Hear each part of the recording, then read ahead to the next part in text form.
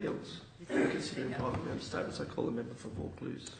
Mr Acting Speaker, on Saturday the 20th of August I was delighted to visit Ascham School to mark their 130th year celebration and the official opening of the school's new Centre for Sciences.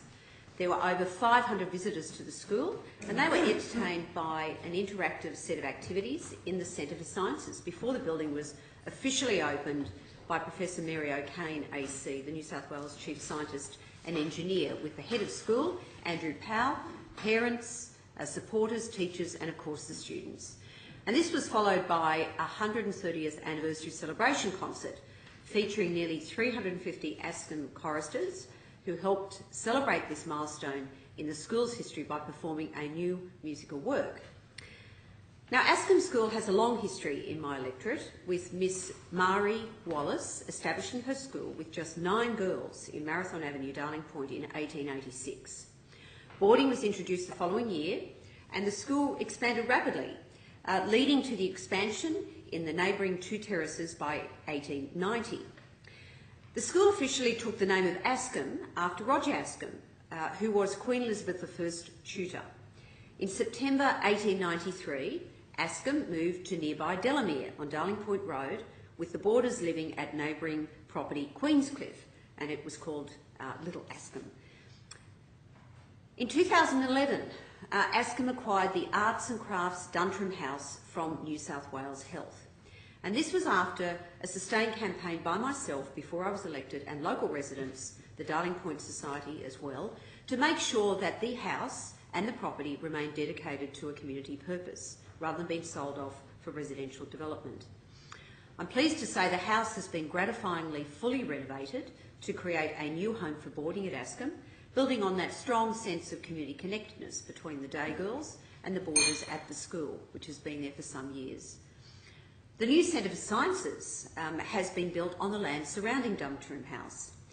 Ascham recognises that the sciences are an important part to 21st century careers, and so an upgrade of the science facilities had long been identified as a priority for the school. The centre has 9 state-of-the-art laboratories, as well as a 130-seat lecture theatre that means the whole year groups can come together for lectures in science. The new facilities have created an inspiring place to learn, encouraging the girls to be science explorers and pioneers. It is the Ascham's vision that these new facilities will help support and inspire the girls to become future leaders in science, as indeed many past students have already become.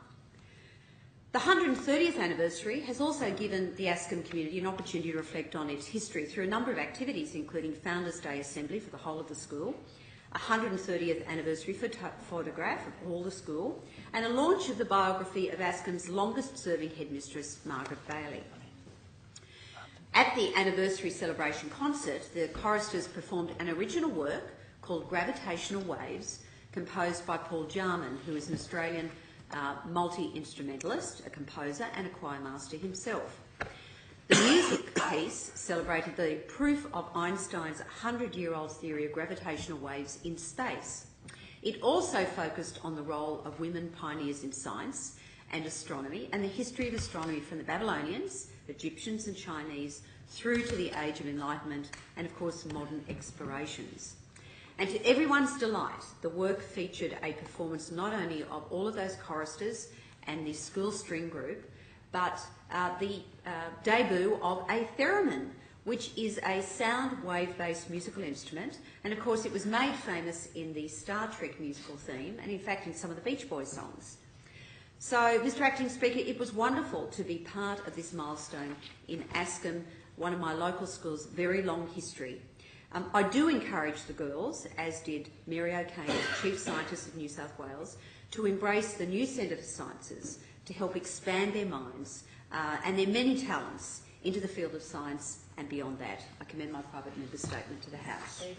I thank the member for Vaucluse and Attorney General of the State of New South Wales, so I call the Parliamentary Secretary in response. Thank you, Mr Speaker. I wish to commend the Minister and member for Vaucluse on her contribution today in relation to Ascham School, a wonderful girls' school in the heart of the eastern suburbs, and congratulate them on the establishment of the new Centre for Sciences. It sounds like an absolutely wonderful facility, and in fact I saw the Twitter feed that the Minister put in relation to the opening of the new Science Centre, and I've got to say it looks fantastic.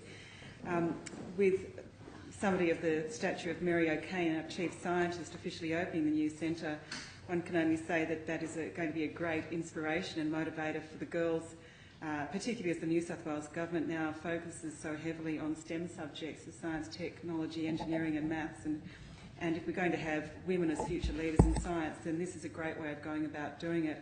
May I also congratulate Ascham on 130 years celebration, founded in 1886, the new boarding facilities. I had cousins who went to Ascham. I'm a little bit biased there, but it is a terrific school, and well done to the member for Vaucluse for raising this important celebration with us this afternoon.